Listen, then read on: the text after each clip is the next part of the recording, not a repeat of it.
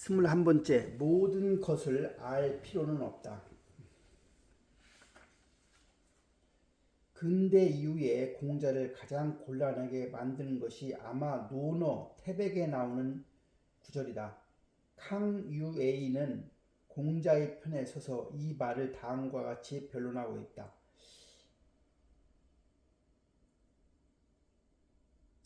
민가 사유지, 불가 사유지, 사쥐지.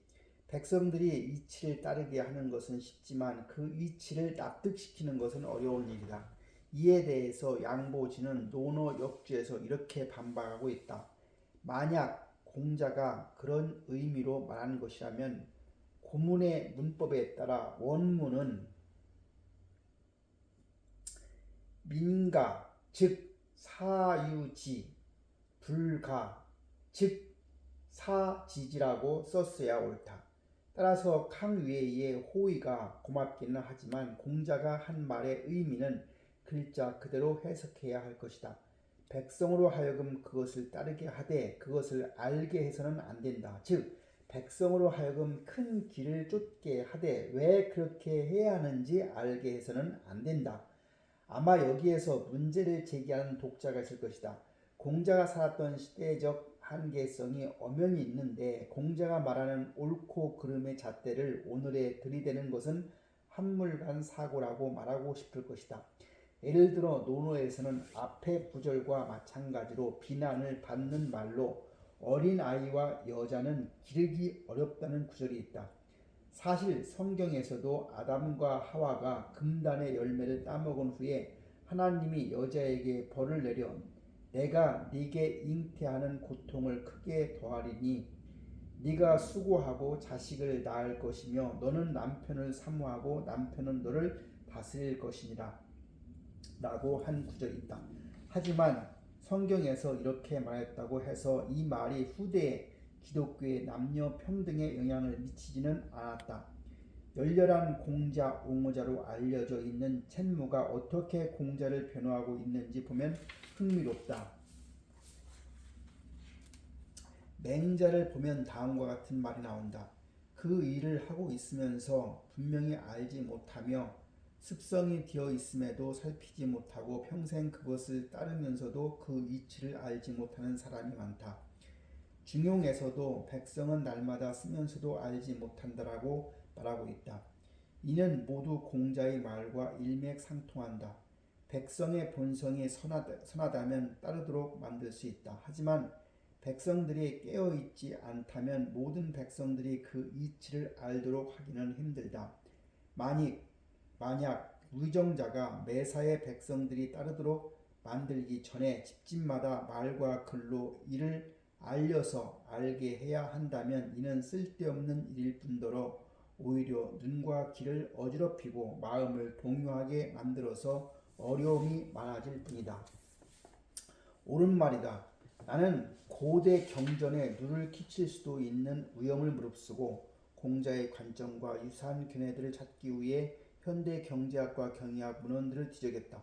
결과적으로 최소한 첸무의 해석과 유사한 세 가지 관점을 발견하게 되었다. 우선 애덤 스미스의 보이지 않는 손의 개념을 계승한 이론으로 하이에크를 중심으로 한 신자유주의 경제학의 과학주의와 이성주의에 대한 비판이 있다.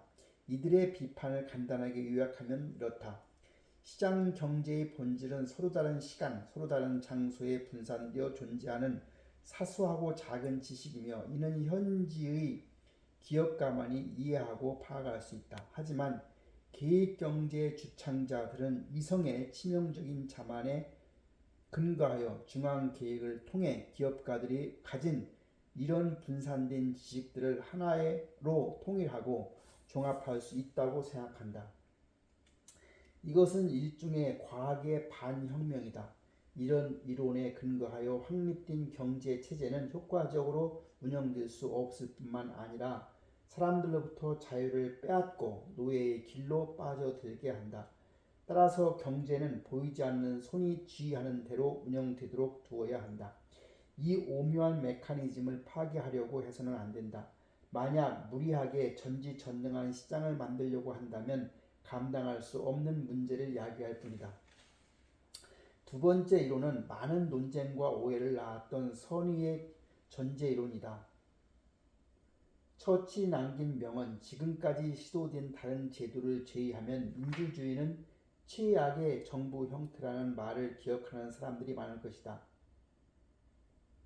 하지만 사실상 순수 이론적인 면에서만 본다면 백성으로 하여금 그것을 알게 해서는 안 된다는 선의의 전제는 확실히 민주주의보다 훨씬 더 높은 효율성을 지니고 있다. 여기에서 진보적이어야 한다는 전제가 있어야 한다.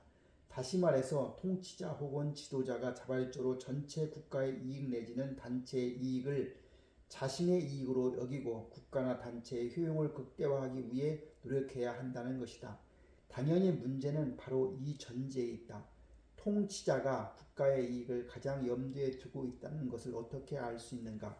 통치자가 전체 국가의 이익을 위해 노력한다는 것을 어떻게 알 수 있는가? 첫 번째 질문은 도덕의 문제이고 두 번째 질문은 능력의 문제이다. 여기에서 특히 두드러지는 것이 규모의 문제이다.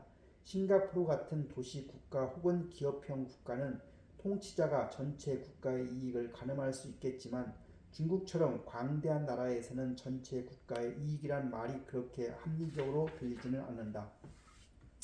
재미있는 것은 신자유민주주의의 경제학의 대표적인 학자 가운데 한 사람인 장우창이 최근에 선의의 전제를 옹호하는 글을 자주 발표하고 있다는 점이다. 계획경제를 반대하면서 선의의 전제를 옹호하는 것은 다소 모순되게 여겨진다. 하지만 많은 일들이 결국 이렇지 않을까? 각국의 경제 발전사를 연구하는 학자들이 발견한 사실에 따르면 자연적으로 경제를 발전시켜 온 영국을 제외하면 미국, 프랑스, 독일, 일본, 한국을 포함한 경제 발전 국가들은 정도의 차이가 있을지언정 정부의 주도하에 경제를 발전시켜 왔다. 그들은 관세의 장벽을 높여서 자국 기업의 경쟁력을 키우거나 자원 집중을 통해서 핵심 산업을 발전시켜 왔다. 결론적으로 강력한 정부가 힘으로 대중의 힘을 억압할 때 이를 더 잘할 수 있다는 것이다. 그것을 따르게 하되 그것을 알게 해서는 안 된다는 주장과 맥을 같이 하는 세 번째 이론으로 헨리 민치버그의 분석에 의한 마비가 있다. 경영은 과학이자 예술이자 기술의 결정체이다. 경영자가 만약 지나치게 데이터 분석, 과학을 강조하면 경영의 예술성과 기술성을 소홀히 하게 되고 이는 경영자의 행동 장애를 초래할 수가 있다. 특히 실천 속에서 단련을 통해 얻어지는 기술적인 면들, 예를 들어 숙달된 손만이 알 수 있는 능력을 무시한 채 각종 이론적 틀만을 들이댄다면 이것은 기계적인 조작에 불과할 뿐이다. 지나치게 거창한 상상력은 목표물을 명중시키지 못하는 미사일과 같다.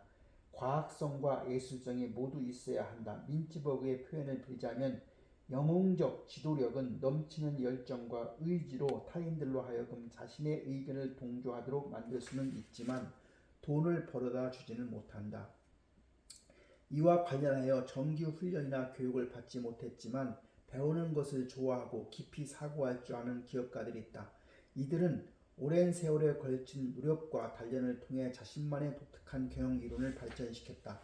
이것은 소박하고 심지어 이론에 할 것도 없는 이론이지만 경영 실무에 적용시킬 수 있는 자기 완성적인 이론이다. 그런데 이런 소박한 이론은 효과적임에도 불구하고 경영학 이론과 배치될 때가 종종 있다. 이럴 때 그들은 체계적인 경영학 앞에서 오히려 그들이 원래 가지고 있던 소박한 이론과 능숙한 손이 기능을 잃어버릴 수가 있다. 따라서 이 또한 일종의 그것을 알게 해서는 안 되는 상황이라고 할 것이다. 당연히 이런 기업가들은 무엇이든 잘 배우고 배우는 것을 좋아하기 때문에 이론적인 용어와 기본적인 틀을 배운 뒤에는 재빨리 그것들을 경영 전반에 적용할 수 있는 가능성도 그만큼 크다는 것이다.